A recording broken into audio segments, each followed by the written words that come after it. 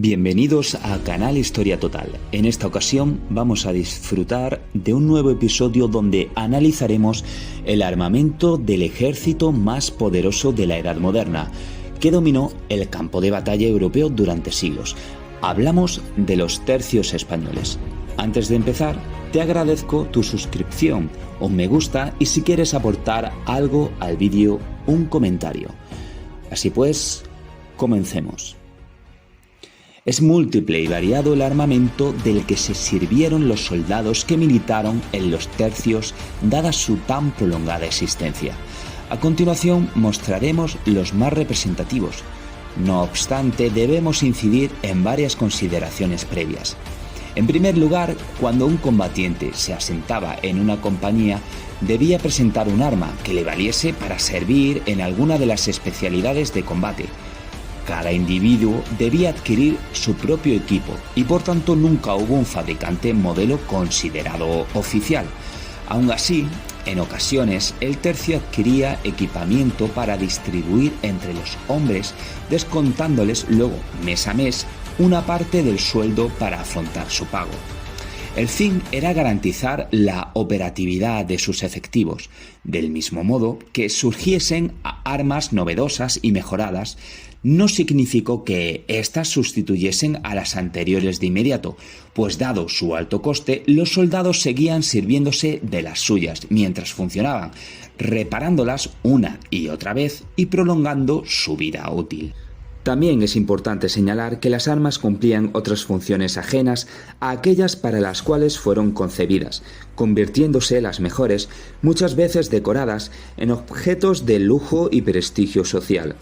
Por ello, en ausencia todavía de divisas que reflejasen la jerarquía castrense, existen testimonios de que se tendía a identificar algunas de ellas con un determinado empleo, aunque no existiese al respecto norma alguna. De esto derivan al menos dos consecuencias importantes.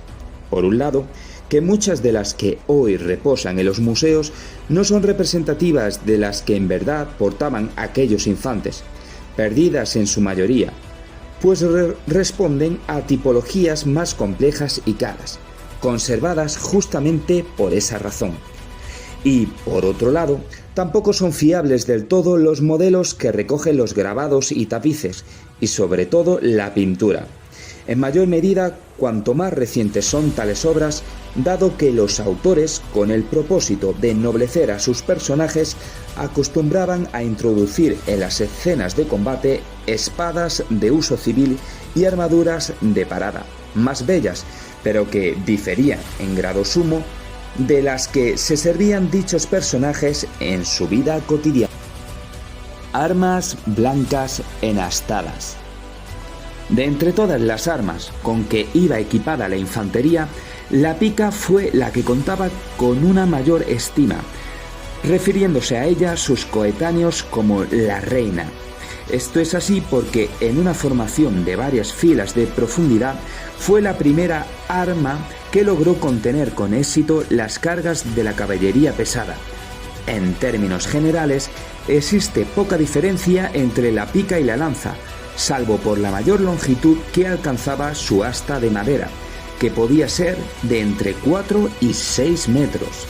La denominación de los soldados que la portaban, de forma genérica piqueros, solía estar determinada en función del armamento defensivo que usaban.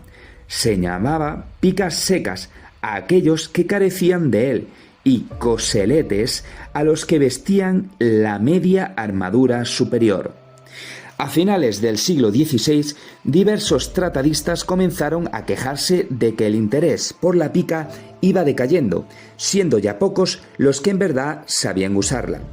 Añadían además, con cierta ironía, que era buena para bloquear el avance enemigo, pero de escasa utilidad para vencerlo. Y, en ocasiones, incluso se constata que se tuvo que elevar el sueldo de los piqueros al nivel de los arcabuceros, aunque el gasto de estos fuese mayor. Aún así, siguió estando presente hasta el final de los tercios. El resto de las armas que pertenecen a esta categoría, como las alabardas, las corcescas y las partesanas, más caras y de astil más corto, estaban asociadas a un determinado rango, como la alabarda a los sargentos, o las partesanas a los capitanes de piqueros. Sin embargo, aunque sea esta una tendencia señalada por los investigadores, no constituye en ningún caso una armas de filo y corte. A diferencia de las picas y armas de fuego, que ubicaban a sus portadores en el esquema orgánico del ejército y determinaban su sueldo, las espadas eran un complemento personal que estos podían poseer o no. Un objeto de prestigio, además de funcional, que incluso podían adquirir en el extranjero. Nosotros solo consideraremos las de producción hispana. En lo tocante a estas, conviene hacer una primera distinción entre las que se utilizaban en la guerra y las que se portaban en otros ámbitos, denominadas de ceñir o espadas roperas. Aquellas con las que se combatía eran por lo general más cortas, anchas y pesadas, mientras que las de uso civil eran más protegidas y decoradas. A la hora de catalogarlas debemos atender a las partes que la componen. En función de las protecciones de su empuñadura, los guardamanos, las de combate, solían incorporar formas más sencillas, como una simple cruz. También estaban las de patillas, con o sin pitones, y las de aro. Entre las más elaboradas figuran las de lazo, junto a otras tipologías que por lo general ya no son militares, como las de concha y las de taza, estas últimas más modernas. Si centramos nuestra atención en las hojas, cabría valorar su sección, principalmente romboidal en el caso de las de guerra, y no lenticular, para así aumentar el filo y sin acanaladuras. Respecto a las dagas, cabe decir lo mismo, y que las de aro o pitones eran las de uso más extendido. Armas portátiles de propulsión. Las dos armas portátiles de propulsión más antiguas son la ballesta y, más valorada aún por su mayor potencia, el arco británico. Ambas seguirán siendo utilizadas en los comienzos de la Edad Moderna. Si bien solo la primera tendrá un lugar establecido junto a las lanzas y el arma de fuego en el organigrama táctico de las unidades precursoras de los tercios, se considera que en esta sabia distribución radicó parte del éxito de estas unidades, siendo el contingente del Gran Capitán el primero que introdujo en dotación las espingardas, una evolución del arma de fuego anterior a los arcabuces y, presumiblemente, posterior a los llamados cañones de mano, que ya eran usados al menos desde el siglo XIV.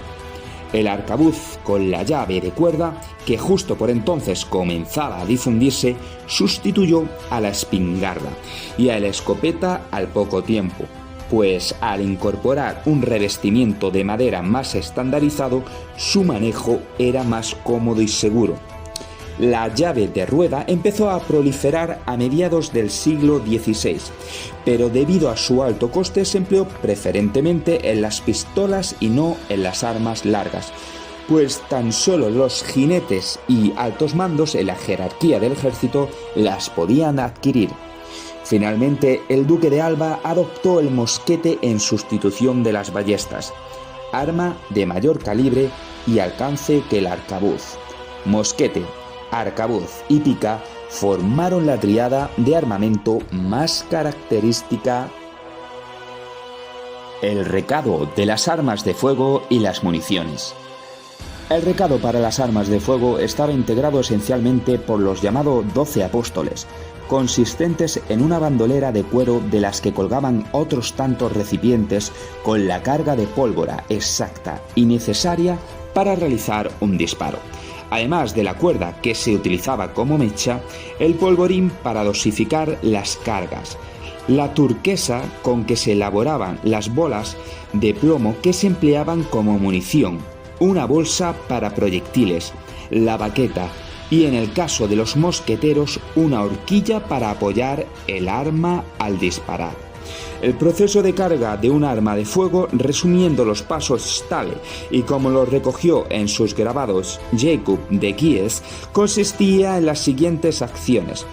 Primeramente, se debía llevar el arma cargada para no perder tiempo cuando fuese preciso utilizarla. Llegado ese punto, bastaba con colocar la mecha en la llave del arma y prenderla, apuntar y hacer fuego. Una vez efectuado el disparo, se retiraba la mecha y se soplaba en la llave para eliminar los restos. Luego se vertía del polvorín un poco de pólvora en la llave, se apretaba con el dedo y se volvía a soplar para eliminar el excedente. Después de dar la vuelta al arma, se introducía la carga de uno de los frasquitos de los 12 apóstoles en el interior del cañón por la boca de fuego y, tras esta, el proyectil. Por último, se compactaba mediante unos golpes de baqueta. Así quedaba de nuevo el arma lista para su uso. Armamento defensivo. Este comprende todas aquellas piezas que usaban los combatientes para protegerse. Sin embargo, su importancia va más allá. De hecho, aquellas unidades que portaban el mismo equipo recibían el nombre en función de él, como los coseteles o rodeleros, llamados de este modo en lugar de piqueros o espaderos.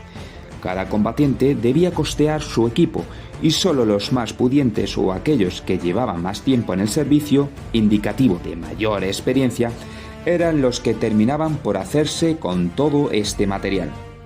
Además, estas piezas eran más susceptibles de ser decoradas que el armamento ofensivo, por lo que no solo indicaban un mayor estatus, sino que nos consta que en verdad fueron utilizadas a modo de divisas. En la campaña que tuvo lugar en Aragón, a finales del siglo XVI, se adquirieron cantidades ingentes de petos y morriones con y sin decoración. Los petos labrados se comenzaron a repartir entre los capitanes, alcanzando hasta algunos alféreces, y los sargentos que llevaban aquellos lisos solo tenían derecho a portar decoración su morrión. Con las rodelas sucedía lo mismo. Eran muy estimadas por su capacidad para resistir hasta el disparo de un arcabuz, pero no el de un mosquete, y porque solían ser utilizadas junto con la espada, representando el tipo de infantería más genuinamente española. Hoy se conservan piezas de lujo en las armerías pertenecientes incluso a los monarcas hispanos. Por último, aunque el morrión es la protección de cabeza más conocida en nuestros días, su empleo real entre los soldados fue menor que los capacetes y bacinetes. Armas no convencionales. Hemos incluido en este apartado otras armas cuyo uso era circunstancial o anecdótico. La primera de ellas era el montante, mandoble o espada de dos manos que, con unas dimensiones que no permitían su uso generalizado en combate, era utilizada para luchar entre dos personas u otros menesteres. Mención especial requiere los arcos, de cuya existencia tenemos constancia durante buena parte de la Edad Moderna, aunque no tanto por parte de los españoles. De igual modo, la pistola con llave de rueda, con la que sí se equipó a unidades de caballería, quizá fue usada por los principales mandos del ejército. O la conocida daga de vela o vizcaína, diseñada para los enfrentamientos callejeros y que apenas se empleaba en la guerra. Además, cada vez en mayor grado se fue extendiendo el uso de inventos que, más que armas, podemos considerar propiamente proyectiles, como los dardos incendiarios o las granadas de mano, especialmente concebidas para los asedios. Asimismo, artilugios como los abrojos estaban pensados para condicionar el movimiento del enemigo en campo abierto o zonas de paso obligado. Apoyos a los tercios. Los tercios de infantería constituían el núcleo del ejército, pero no se puede entender su éxito sin el concurso de otros cuerpos que les daban cobertura. Caballería. Como expusimos, la caballería medieval fue superada por la infantería moderna en combate. Fruto de ello, los dos tipos de caballería que hunden sus raíces en el medievo, la pesada y la ligera, experimentaron caminos distintos para adaptarse a esta situación nueva. La pesada perdió progresivamente utilidad, aunque no prestigio, pues continuaron sirviendo en ella los militares de mayor alcurnia. Simplemente adecuaron su equipo con proyecciones más sofisticadas y comenzaron a usar armamento de fuego como pistolas. La ligera, en cambio, experimentó el comienzo de su etapa dorada. dotada al principio con ballestas y luego con arcabuces, convirtió sus atributos en indispensables. Fue vital para la adquisición de información la ocupación de puntos estratégicos como vados, contactos rápidos y leves con el enemigo o persecuciones. Artillería. Había dos ámbitos en los que se utilizaba la artillería: en los sitios y en el campo abierto.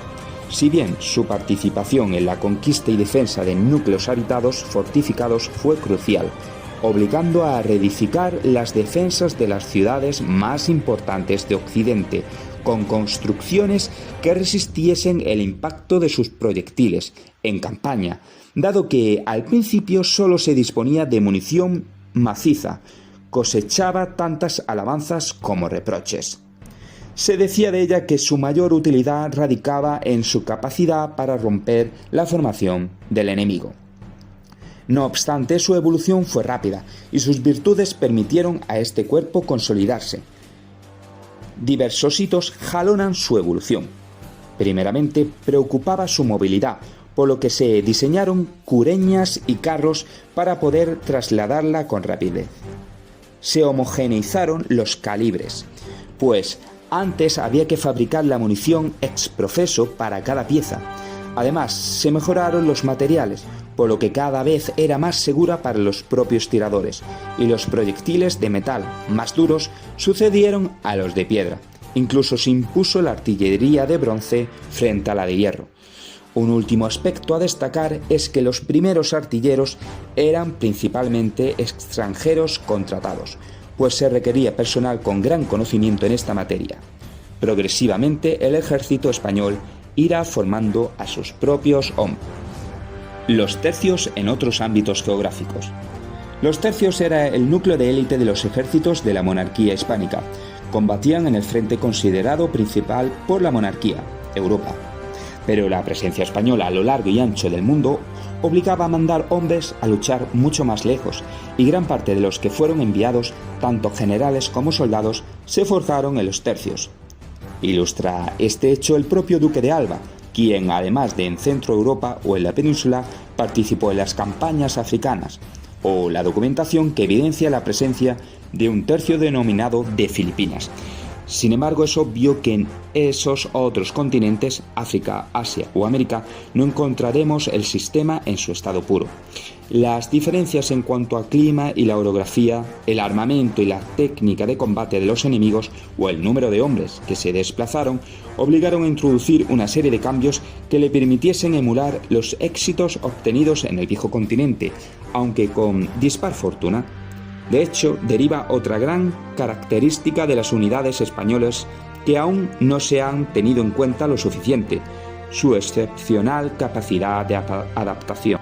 Sumado a lo anterior, también se han de tener en cuenta las influencias recibidas de aliados ocasionales, que actuaban como tropas auxiliares en estas empresas.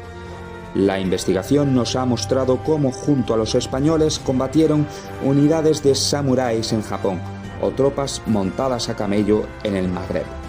Así pues, muchos de aquellos soldados volvieron de su periplo con objetos exóticos que siguieron utilizando, como katanas o adargas moriscas, escudos más baratos que las rodelas al estar fabricados en madera y cuero.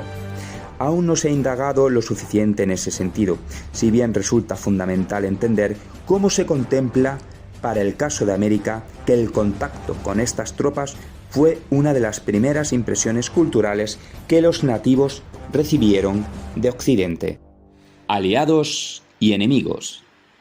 En el siglo XVII, los diversos ejércitos de las monarquías de Europa tendieron a homogeneizar sus efectivos, presentando unas formaciones cada vez más similares.